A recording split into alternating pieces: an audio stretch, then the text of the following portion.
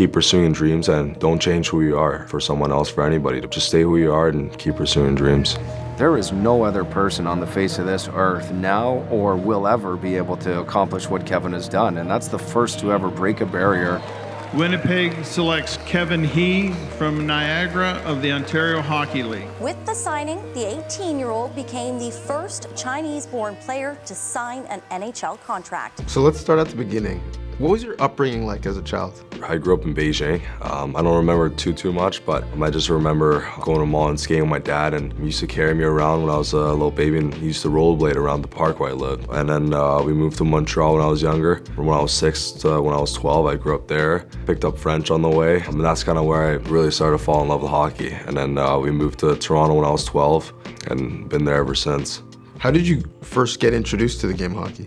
Yeah, so my dad, he went to University of Moncton, and he kind of fell in love with hockey over there. He used to watch it every night, and his favorite player was Pavel Bure. It was also my favorite player. You know, when he had me in China, he kind of wanted to get me into hockey and kind of started teaching me how to skate and everything. For you and your family, what was the assimilation like to Canada? Yeah, it was hard. Obviously, just my dad knew how to speak English and French. For me, it was just super hard adjusting to, you know, new school, new friends, new language, new environment.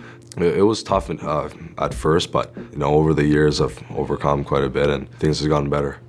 That type of sacrifice that you guys made last night is the requirement to give you guys an opportunity for a chance at winning. When you look at just his accomplishments of being drafted and the first to sign an NHL contract, you know, as being a Chinese-born player, and you look at the popularity that is growing in China, he's going to be a great representative, and I don't think there's a better person to represent not only the country they're from or, you know, the road that you have to follow when you're passionate about something, but the success that he's earned at such a young age didn't come, you know, as a thing of luck. He's gone out there and earned it, and I think the pathway that he is blazing right now is you're going to see that door open.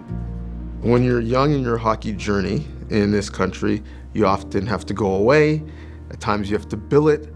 What was it like for you to be away from family? It was hard for me and my family, especially for my mom, you know, just kind of being away from home at 16. I'm super thankful and grateful for the billet family that I have right now. I've been living with them for 3 years now, and honestly, the best thing that could have happened to me. In your experience in the game, have you faced any scenarios where there was racism towards you? To be honest, for the most part of my life, no, not really. I think, you know, I've had a lot of support from my teammates and coaches, and, you know, I'm really lucky and thankful for that. So obviously there was, you know, a couple of instances, you know, when I was playing minor hockey and whatnot, but I'd say for the most part, you know, it's been a huge, you know, support for my teammates to always kind of be there for me and kind of just look at me as another hockey player, not, you know, as a, you know, person of color or anything. Here goes Kevin. He gets a lane to the basket. Score! He just has the ability to turn random plays into spectacular plays, and when he is...